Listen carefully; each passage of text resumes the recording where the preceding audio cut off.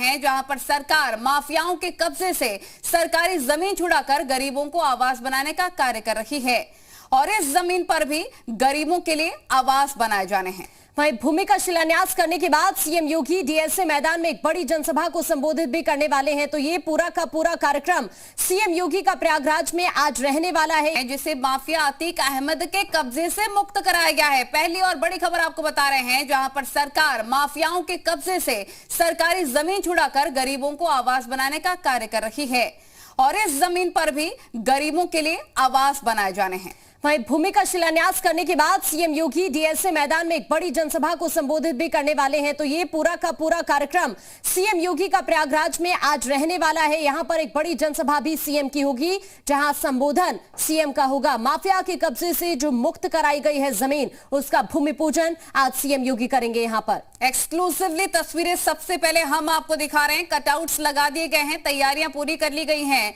और ये एक मैसेज देने की पूरी कोशिश भी है कि कैसे माफिया मुक्त प्रदेश तो बन ही रहा है, हक की जमीन भी गरीबों को मिल रही है।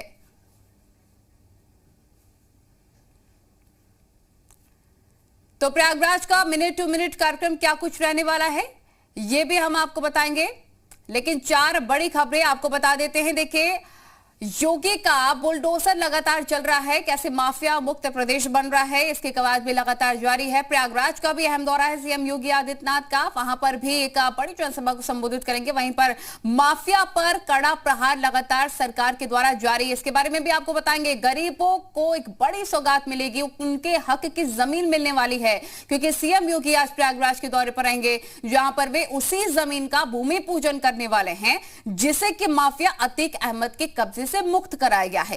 योगी सरकार माफियाओं के कब्जे से सरकारी जमीन छुड़वाकर गरीबों को आवास बनाने का कार्य कर रही है और इस जमीन पर भी गरीबों के लिए आवास बनाए जा रहे हैं। भूमि पूजन का शिलान्यास करने के बाद सीएम योगी डीएसए मैदान में एक बड़ी जनसभा को भी संबोधित करेंगे।